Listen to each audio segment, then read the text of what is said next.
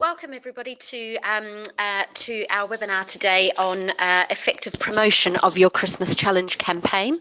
Hopefully you can hear me clearly, and you should see in front of you the main slide as a full screen. Just to let you know, we are recording today's webinar, so if you're unable to stay for the full session, you'll be able to access that later on.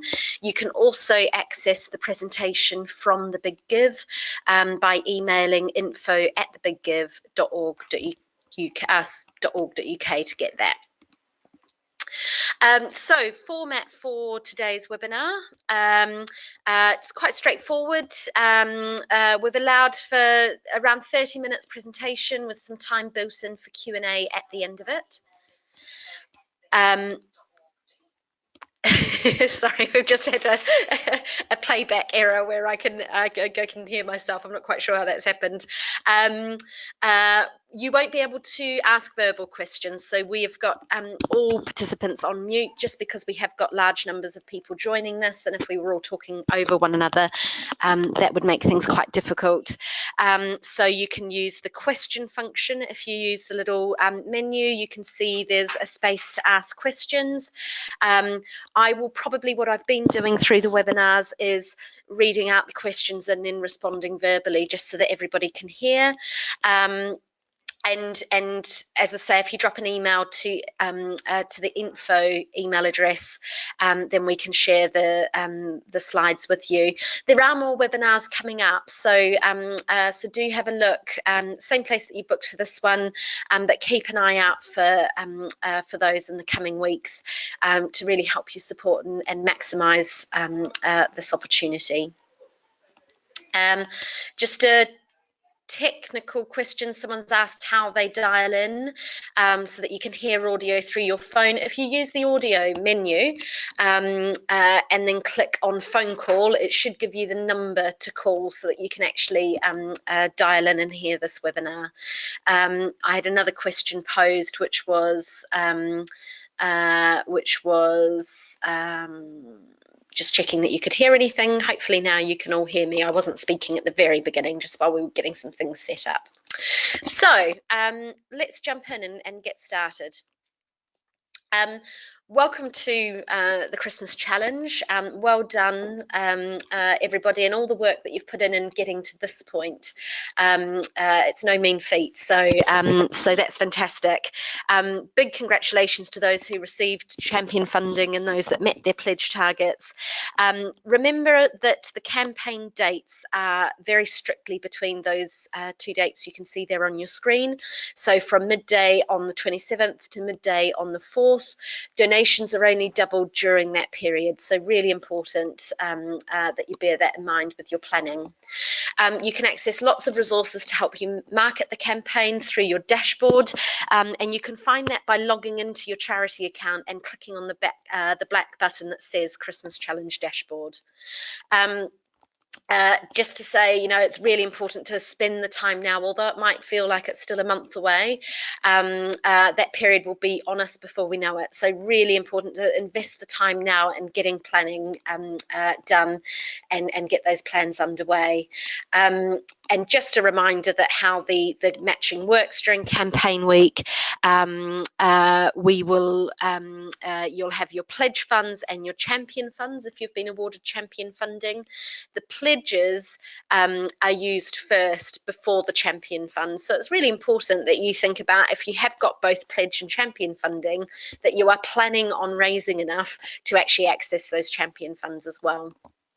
I would ask if you can direct any technical questions about how the campaign works, or pledges, or champion funds, or how donations are processed. If you can direct those to the Big Give themselves, and they'll be able to answer any of your questions. So again, it's that same info@thebiggive.org.uk email address.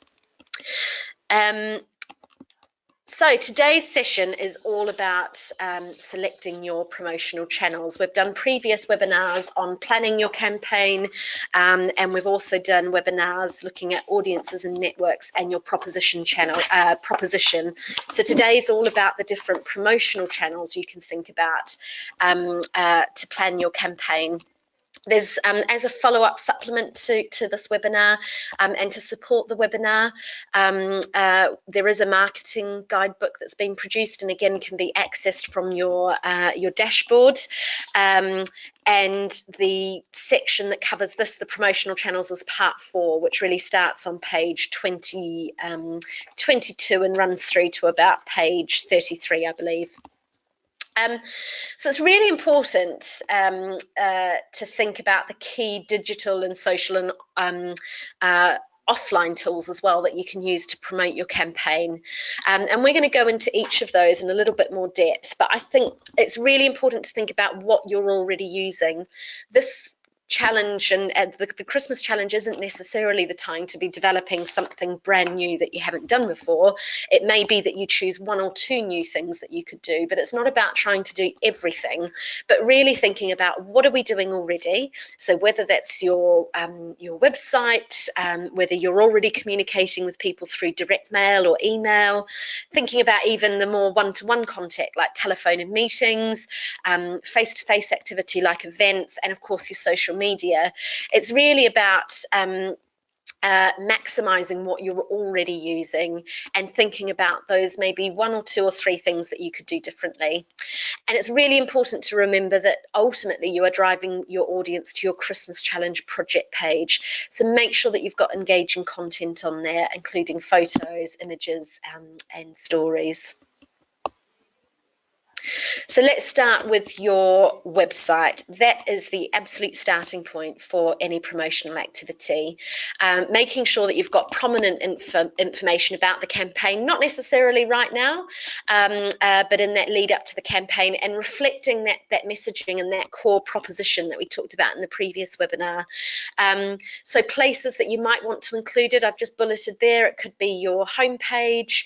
So we've seen quite effectively organisations use countdown timers and things like that.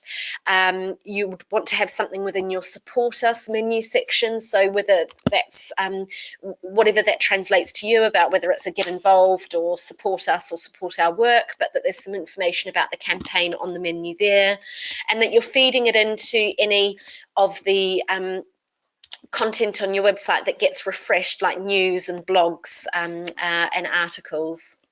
You want to be making sure that you've planned some points within your marketing to update that content, so keeping it dynamic, and make sure that you're keeping people updated with progress, not just in the lead up to, so you're thinking about things like your timer in the lead up to the campaign, but also during, how you're making sure people are updated with how you're going against your target and what difference that's going to make for your beneficiaries. In your website itself, you want to send people directly to your project page, remembering that the donations are only doubled from midday. So you might want to think about a landing page first, because what you don't want to do is direct people to your project page in the lead up to the campaign, and they go online and make a donation during a period where those donations aren't doubled. There's some useful tools that can help you to really maximize your website. So Google Analytics helps you understand how people are actually coming to your website, what they do while they're there, how long they stay, and where they go afterwards. There's another tool that we've come across, which is an update for this year, called Smilelytics, I believe it's pronounced. This is something that sort of integrates or links with a Google Analytics account, and it gives you twice a month you get an automated report that gives your website that sort of traffic data, but it's presented in a bit more of a user-friendly way. So it's a way of getting some of those key headlines and stats out. Other tools, Nibbler is a tool for testing how good your website is, looks at things like accessibility, search engine optimization, social media, compliance, all of those things, and you actually get quite a handy report with some recommended actions to improve it. And finally, Add This, which gives you a code to create sharing buttons, so whether you want people to share content to Facebook or maybe through Twitter, and it also gives you in the kind of behind the scenes, but you can access analytics on how those are used. It's worth mentioning in terms of driving traffic to your site. You might want to think about if you are in receipt of a Google AdWords grant, you could use some of that or allocate some of that for your Big Give campaign. So that will impact on how people find you when they are searching. You'd have to think carefully about your keywords to make the most of that. And the term SEO, search engine optimization, making sure that your content on your website is maximized for being found via search engines, and that's where things like Nibbler can be really helpful to test that. Just be useful at this point, thinking about website-specific useful tools. If anybody else has come across any useful tools or resources, perhaps just drop them into the chat function, because I think it's always useful to share examples of what's worked for you previously. So I'll just take a minute to see if anybody's got anything to add to that.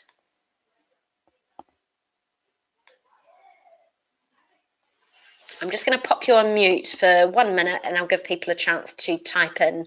So what I'm after are, have you come across any other useful tools for your website? So whether that's about analysing, whether that's about things to improve it, or getting traffic to your site.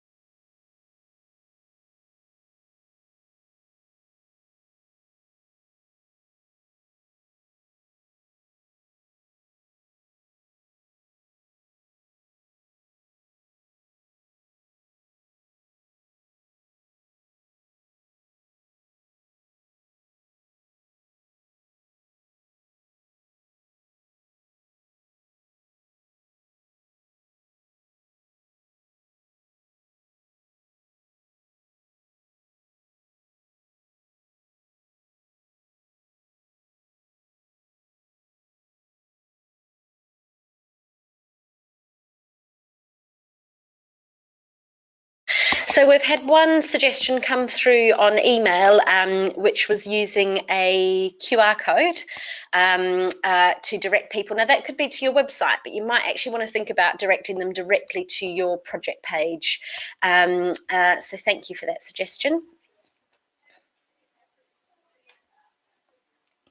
Right, so moving on to email. So remembering your website is absolutely key, and something that you should be keeping updated in the lead up, during and post campaign as well. There's some examples here from, so this particular screenshot is from Antibiotic Research UK.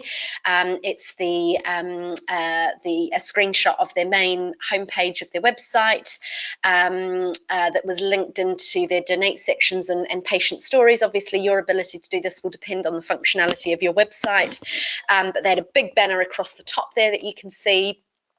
With the dates really clear, a bit of a story about why, the donating to have your donation doubled, a nice use of the Big Give combined with their own branding with that image in the center of the screen.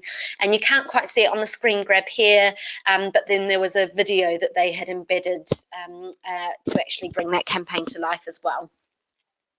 I've got another example here from the Royal College of Music. So again, nice imagery used, using that the key phrase about one donation, twice the impact, and some information about the campaign, how to donate, and the really clear point there about when the challenge has started and when your donation will be doubled.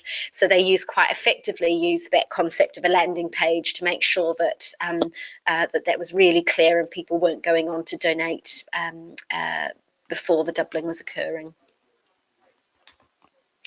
And finally, this is an example from Chicken Shed. What I really like, if you were on the session on proposition, I used them as an example of coming up with their 5 core messages around empathy, confidence, belonging.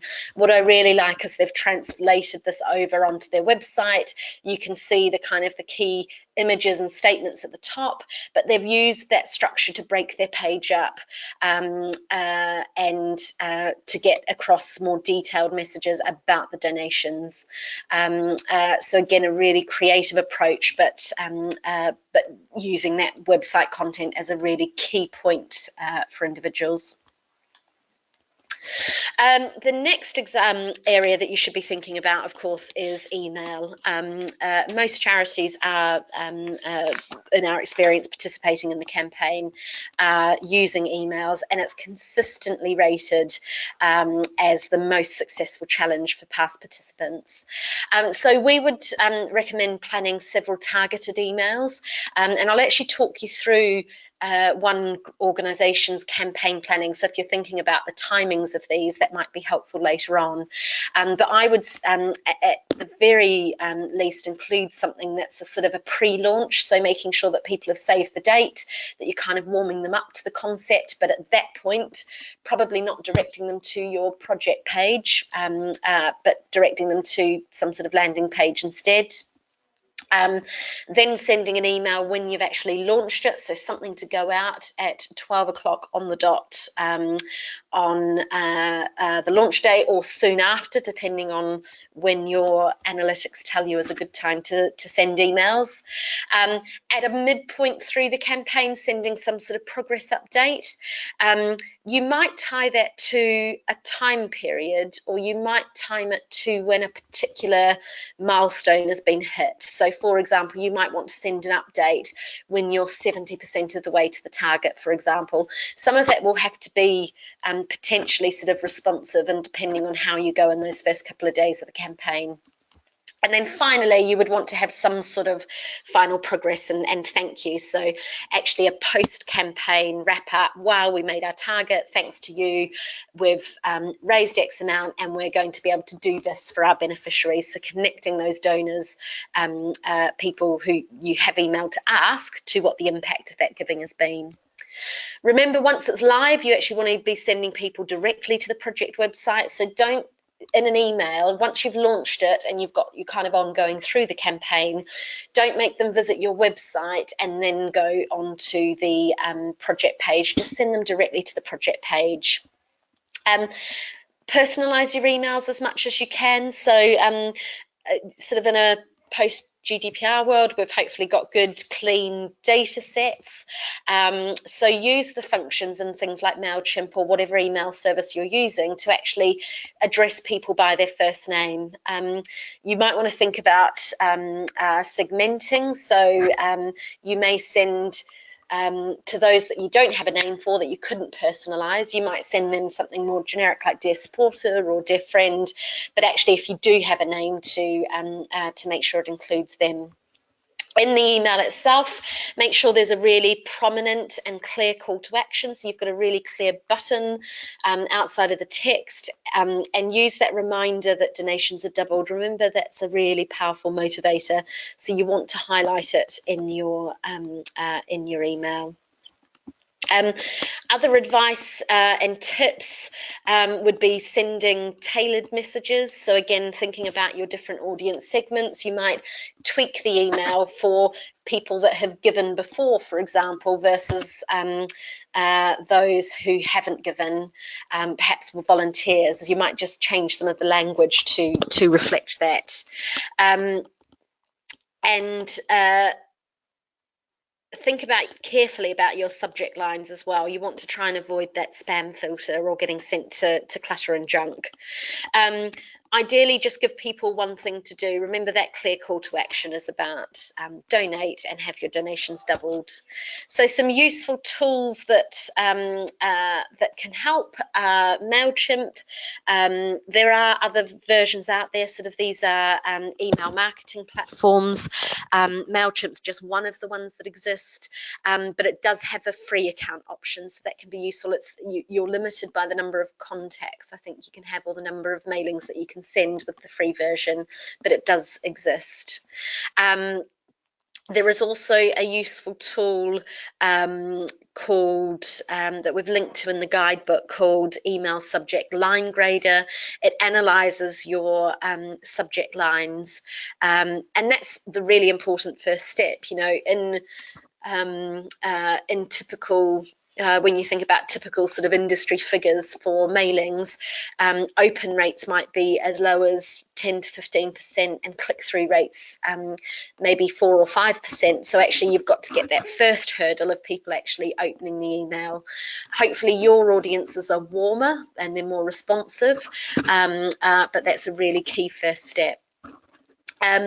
Litmus Scope is useful to help you test your emails. You can see the desktop version, the mobile version, so what people would see on their smartphones or devices, and text-only version, so you can actually see how it looks to your recipient. Remembering that the trend of that we're seeing increasing numbers of people accessing emails on their devices, you want to make sure that it's mobile friendly. Make sure, another example is Yam. So that's to send bulk merged emails. It needs to be sent via a Gmail account, and I would just make sure that there is an opportunity for people to unsubscribe. Again, just making sure you're on the right side of compliance and data protection and issues around people being able to opt out of communications. So let's look at a couple of examples. This is one from Age Connects, Cardiff and the Vale, who participated last year. This is an example of their an email that went out. So you can see there's a really prominent donate button, so really stands out in terms of being in the center of the page, being a different color, being in bold capitalized texts. So really strong click here to double your donation. But it actually tells a really fantastic story. So it talks about, you know, it asks people to imagine being at home alone with only the TV as company, and that it can be a frightening experience to be alone for days on end, linking that through. And actually, if you'd seen the longer email, you can see that that call to action is repeated at the end of the email as well. So remembering you're only asking people to do one thing, but you might ask them more than once. Certainly somewhere prominent near the top in case they only skim what they can see on their screen, and somewhere near the end as well in case they're reading on. This is another example from a charity that participated last year. This one, a overseas educational charity, talking about what different gift levels could include, and again, really clear, match my donation and opportunities to share that message on Facebook, through Twitter, and actually to forward the email on to others. So thinking about building those things into your email so that you can maximize your reach and you're encouraging people to share their content. So again, I'll just sort of open that out to participants just to add to the chat. If you've come across any particularly good examples or useful tools in relation to email.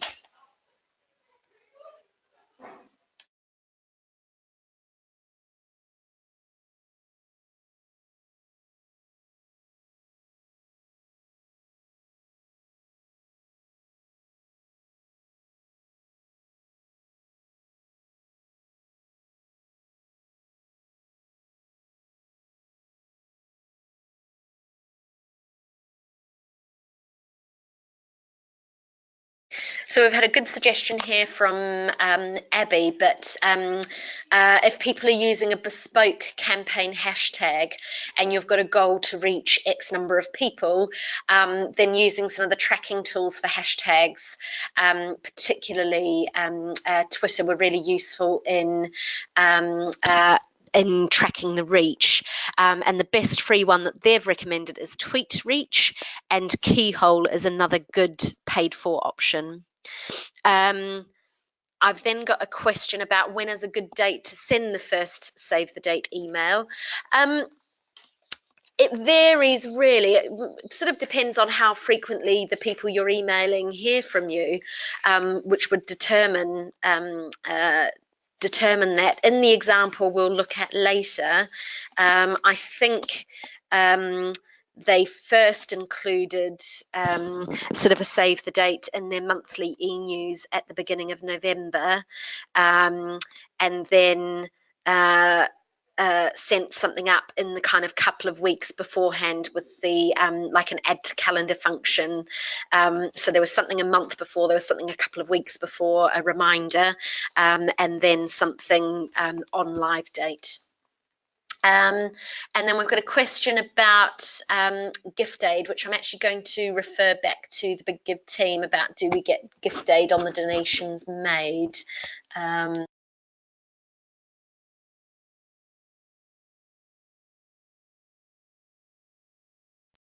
So I've just confirmed with the team that when the person donates, if the donor is eligible, so they'll have to self-credit that they're eligible, and if they are, then yes, you'll get the gift aid on the donation made.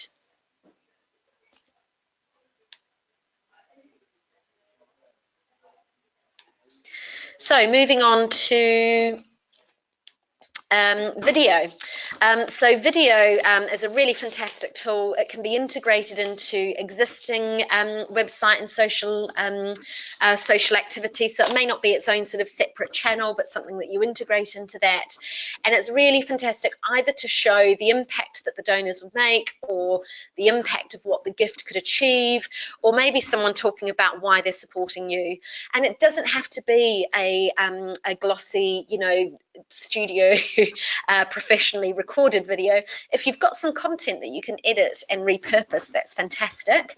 But just some useful tools would be, as a very starting point, a smartphone, Vimeo and YouTube for hosting the videos, and another tool called, I don't know how to pronounce it, Magisto or Magisto, I don't know, but an app to create animations using still photographs. So actually, if you've got a bank of photography, you could make a video from that. I think it may now have a charge associated with it, or a limited. It might be one of those freemium products. So just check that out before you use it. And I've got an example here. I'm not sure I'm going to be able to play it, but what I will do is, if you request a copy of the slides, you'll be able to view it yourself, but I thought it was just a really good example of how charities used video to create some additional noise around their campaign. There's a lot of data out there about video and images being really engaging, so really useful to be able to include video content as part of it. And that may be something that you can do over the next week or two to start to develop that bank of content. Social media, obviously a really big one. It's about, I think, rather than trying to be across every platform, thinking about what platforms your target audiences are engaging with you already on, and maximizing those. So using Facebook, Twitter, Instagram, LinkedIn, could be Snapchat. There's all sorts there, but thinking about where your audience is and how you can actually engage with them, because it's not about broadcasting messages, but having engagement. But you can use content and networks and hashtags to to reach new audiences. You might want to think about, you know, within your networks, do you have people who have a strong social media following? Are they sort of well-known supporters or influencers that you might have who could tweet on your behalf, or might share content if you provide it? So there are some useful tools. Canva is one that we use a lot at the FSI, and the Big Give have used, and actually to produce the marketing guidebook. Really straightforward, user-friendly. There's lots of templates within there that you can use, and it can be free. If you want to use some of the premium content images, then you have to pay for it. But for example, I did something last week, and I'm not particularly technical at all, and I found it really straightforward to use to create an infographic, drop in some images, and I think I had to pay £1 for 2 of the images that I used. So they can be useful. Other ones are GIMP and Paint.net and PicMonkey, which all allow you to create and edit images. Unsplash and Shutterstock are good sources of stock photos. I've also recently come across one called Freepik, which has icons, so you can kind of download icons. Again, you can get a subscription. I think it's $9.99 a month.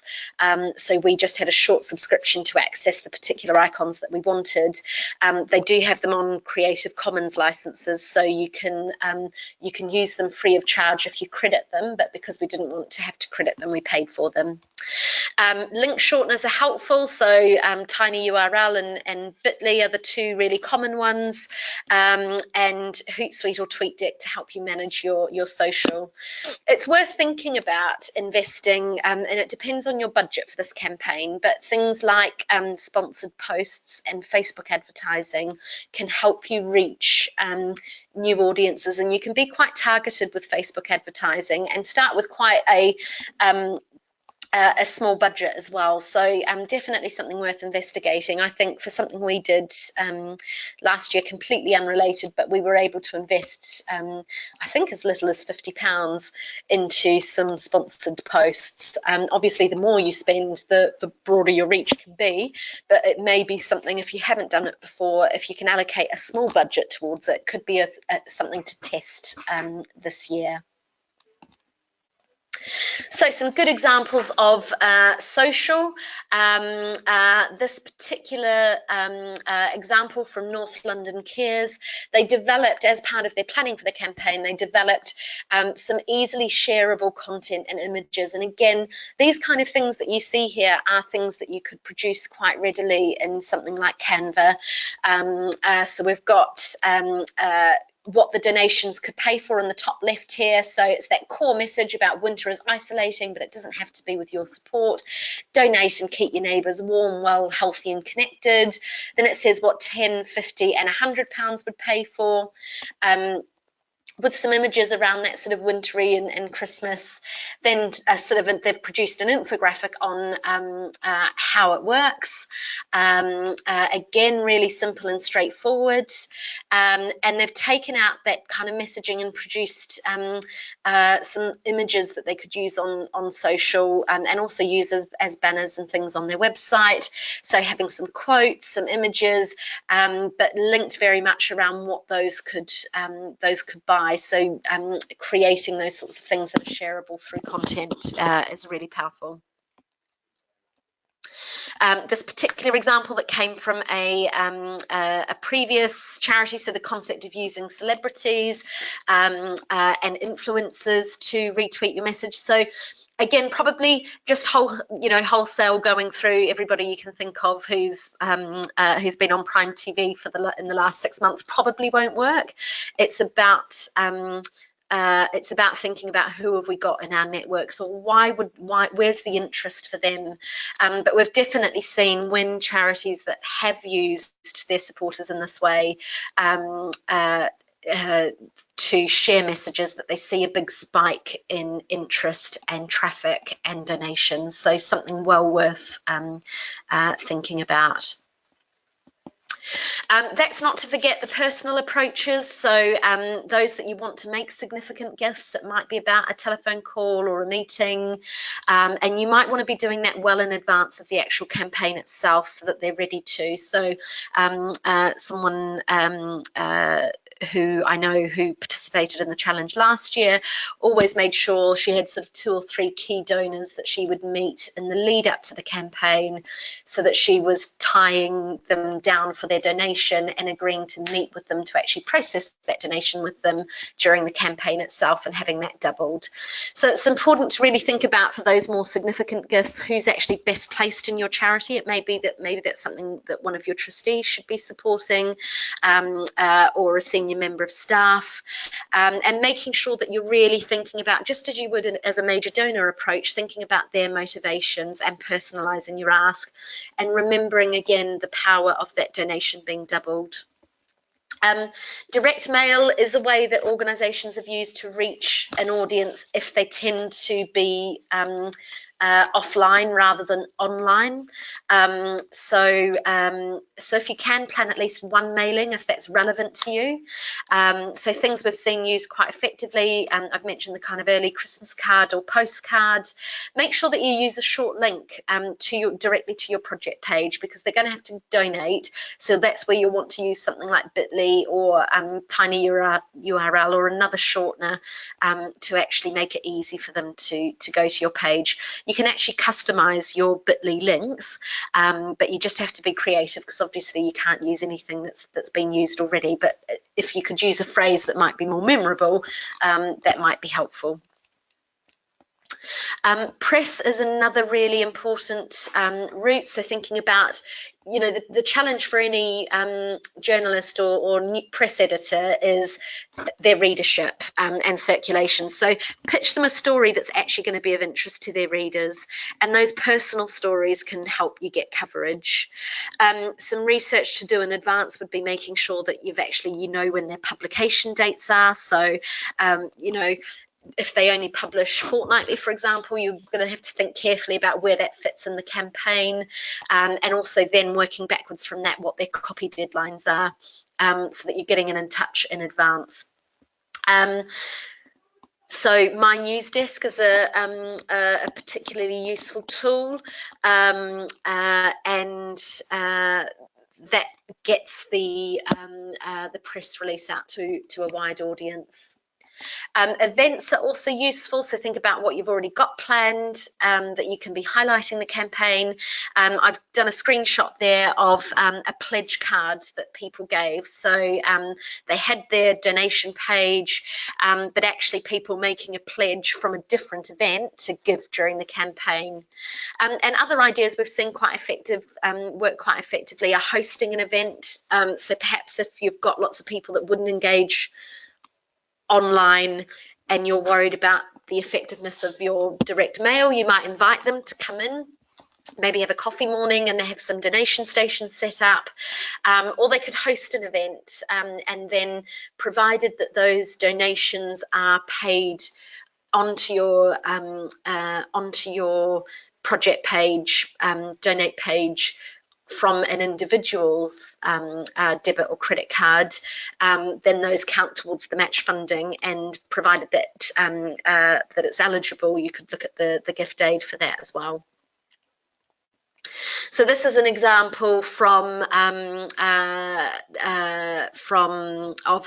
a charity that successfully secured press coverage. You might have seen this one if you were on the earlier webinar on proposition, but I just want to use it to pull out sort of a different element of that, which was the personal interest story, talking about an actual volunteer and an actual beneficiary with a photo, linking it to their campaign, but also it's something that that would have a personal interest element, and they also badged it around. Although there was the campaign, they also linked it into raising awareness about volunteering, so they made it work on 2 levels for them. So I just want to talk through a brief case study for you, because I think that this one in particular really helps those that perhaps if you're a small organization and you don't have a marketing and communications team, or that's not your direct background and experience, I think they went through a really solid planning process that I think could be really helpful for others. So in terms of planning their promotional activity, so they sort of phased their activity. So phase one was about the raising awareness. So they, in that early stage, the first kind of early in November, creating the landing page on their website. They made sure that a save the date went out in their e-news. They did some teasers around sort of raising awareness about the campaign and save the dates through Twitter. And they actually used a thunderclap. So that's something that you can do, that people sign up to via Facebook and Twitter accounts. You need to get a minimum number of sign-ups, but I think it's 100. And what it does is releases, it's sort of an app or an add-in to people's social media that allows a single message that you've shared to go out from everybody at the same time. So the idea is that it helps your maximize your reach. It creates more noise around a specific date and time. The idea behind it is that by everything going at once, it helps to get particular themes trending. So they employed a thunderclap to make some more noise. In their second phase, so it was the sort of middle of November through to the lead up to the couple of weeks before the campaign, their key focus there was about building their reach, so getting to further audiences. So they used an add to calendar function that you can access within the tools that you've got, and they put a countdown timer, embedded that on their website, and used that throughout their promotional activity. Go live day last year obviously was a different date. It was the 28th of November. So they had a whole host of activity planned around there across all of their promotional channels, making sure that there was some real noise there. And during the week itself, they then had several emails planned, so kind of countdown and how we're going, progress update emails, keeping that content live and dynamic through social media to really maintain the interest and momentum of the campaign and increase the reach. And then finally, there was the post-campaign activity. So, making sure that segmented emails went to all donors, thanking them for the part that they played, connecting it back to the impact for the beneficiary, and sharing that on social media as well. So you can read more about their experience using the link that I've provided there. As I say, you'll be able to access that if you drop an email and request a copy of the slide deck. This also then fed through into, so I've taken some screenshots of some of their different activities. So you can see on the top left is, and I love how they've used imagery in this one, the different kind of photography and things that really sort of bring to life their work, would connect to their audience. So they've got an email there. There was a button at the very top of it to say, remind me, add it to my calendar. And so that was about the sharing of the news. You can see the next one at the top on the right hand side, which had the countdown, so 2 days to go. And this was a kind of a midpoint progress, I should say, so 2 days to go to have your donations doubled. So we've raised an amazing 6,500 so far, but with 2 days left, we've still got a way to go to get to our target, so we need you to donate now. And giving the reason, it needs to be met by our pledges, and if we do it, we'll raise 21,000. So some really strong messaging there. You can see the down the bottom left, then the wrap up. Say thank you, we did it, thanks to you. So really making the donor the hero. We've done it. Some images that sort of excites and sort of has that feeling of positivity and generosity as well. And you can also see some examples of some of their socials. So the 1 week to go, sign up to our thunderclap. So some really clearly planned out promotional activity. So I'm going to hand over for questions now. I'm just going to pop myself on mute very briefly so you won't hear me just while I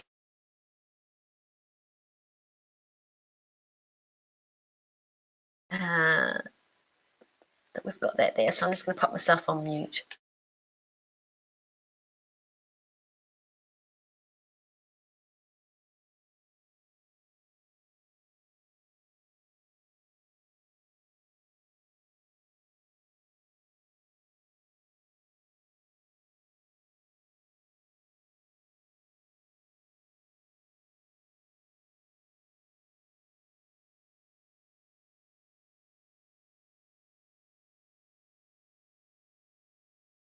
Okay, so Elaine has helpfully said that Canva is free for NGOs, so thank you, that's useful.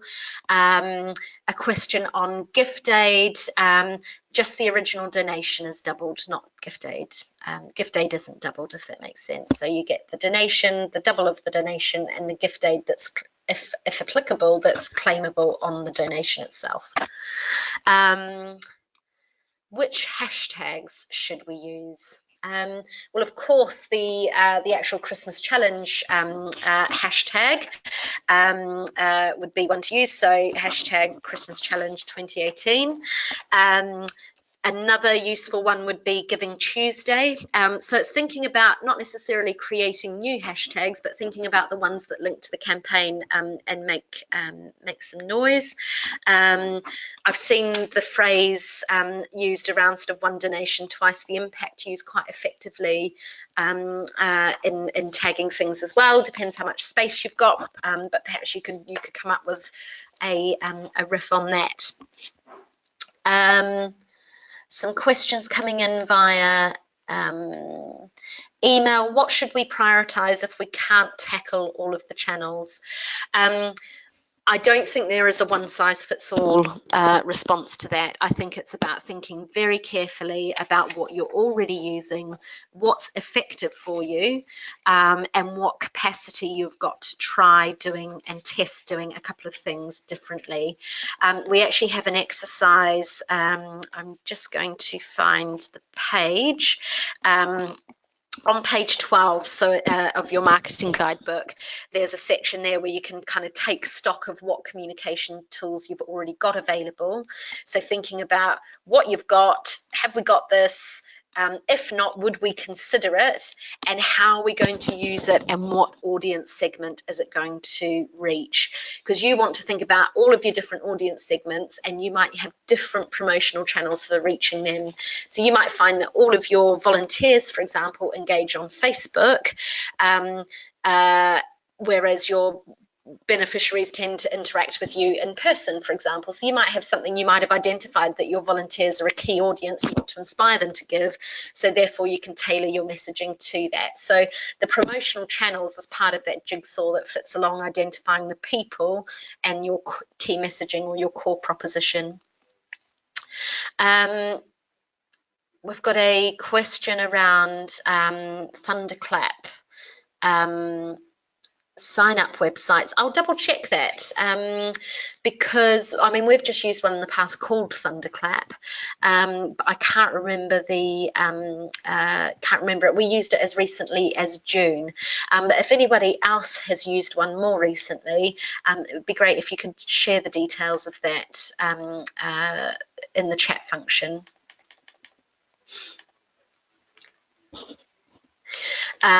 So regarding using events to raise money, yes, if people have donated to a collection bucket at an event or towards something, you could then donate the money raised online. You would need to have that donation paid in online, if that makes sense, via the Big Give donate page for your project. Is the button for emails that enables you to ask people to save the date, is that available from the dashboard? I'm looking at Rachel. She's not sure. It might have been something that they sourced externally through one of those useful tools. So you might want to just do a bit of a Google search to see if there's something that you can access to enable you to do that. It should be fairly straightforward to do that. Rachel's also reminded to use the hashtag one donation, twice the impact.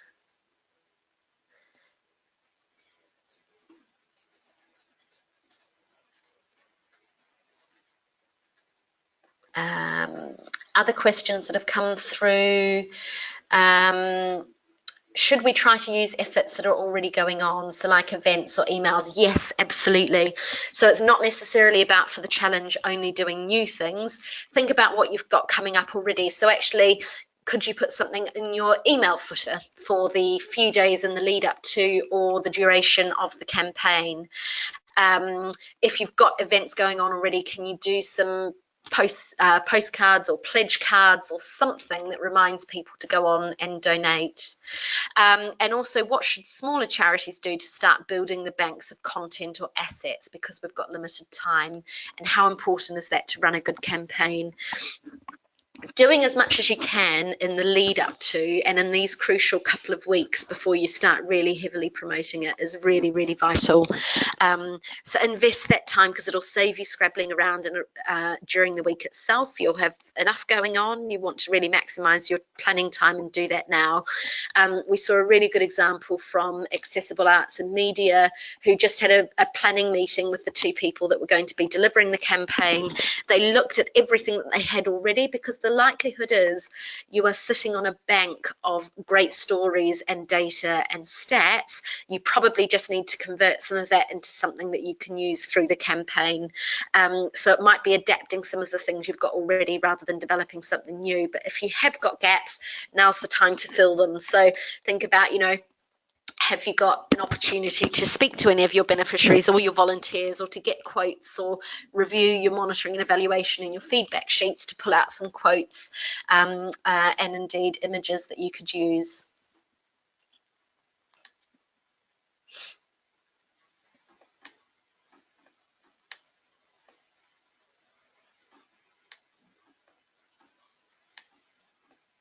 So a big an update from the Big Give themselves, just to say that over the coming weeks they'll be sharing information about their own social media campaign planning this year, because they're doing a much bigger push on social than in previous years.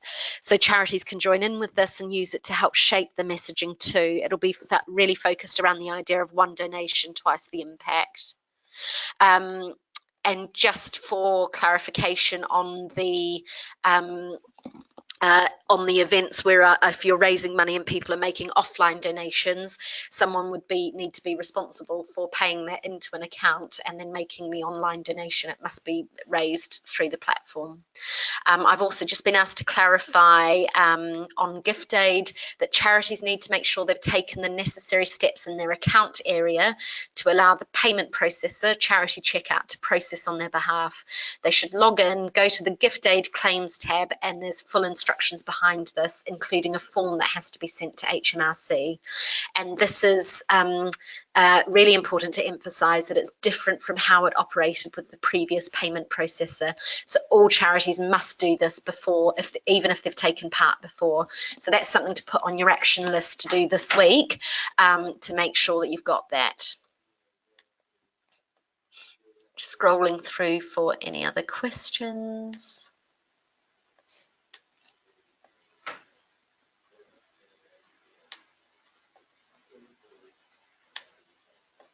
Okay, that seems to be all the questions we've had through.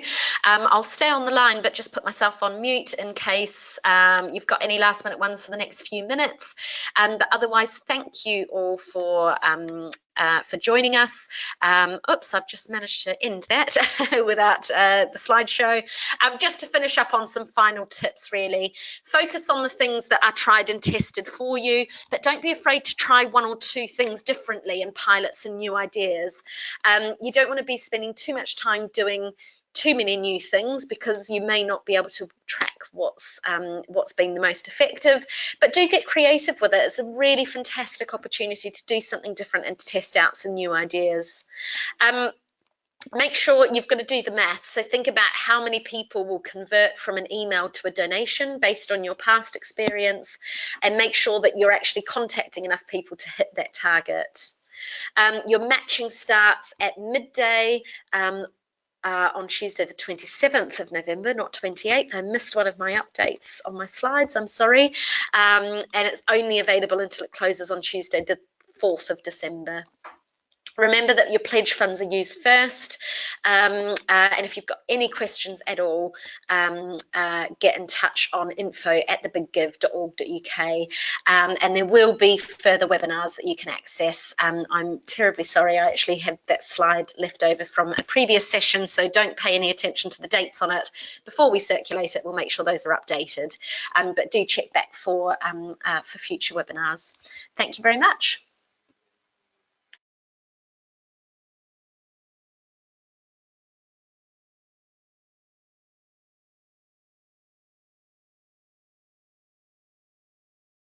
I've just had a question to reiterate the information on gift aid. So just to clarify, one, you need to log into your page on the Big Give, go to the gift aid claim section and make sure that you fill in, you complete the paperwork. Someone has commented that the information seems to be pre-filled, so I will pass that feedback on to the Big Give team just to double check that. So the downloaded HMRC gift aid form is pre-filled with information. That is, I've been confirmed that that is correct. I suspect because the donation is coming through the Big Give. Basically, the form is to give permission to charity check. Okay. To Okay, so because some of the information relates to charity checkout, it's been pre-filled for you because it's about getting the appropriate permissions in place.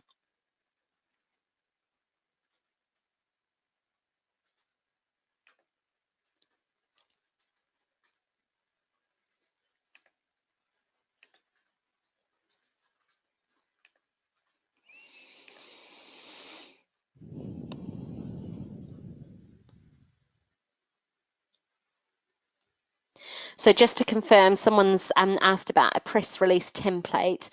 So rather than providing a blanket template, it's actually a document to help you with the structure on this, because obviously actually having a template isn't really the right approach to actually get your story picked up. I may have had a slide that incorrectly referred to the template. But with that document, if you want to email info@thebiggive.org.uk to receive that if you need it more urgently. And just to clarify, does every charity need to submit the gift aid even if they've received gift aid previously or participated in past campaigns? That's a yes, so make sure that you do that. If you'd like a copy of the slides, just drop an email to info@thebiggive.org.uk and they'll be able to provide those to you. Keep an eye out for the recording if you want to share this with any of your colleagues. Give us some time to get it on the website. I think it usually takes GoToWebinar some time to provide the recording and then actually for the team to get that loaded up on the website as well. But if you check back in the next few days, I'm sure that will be there.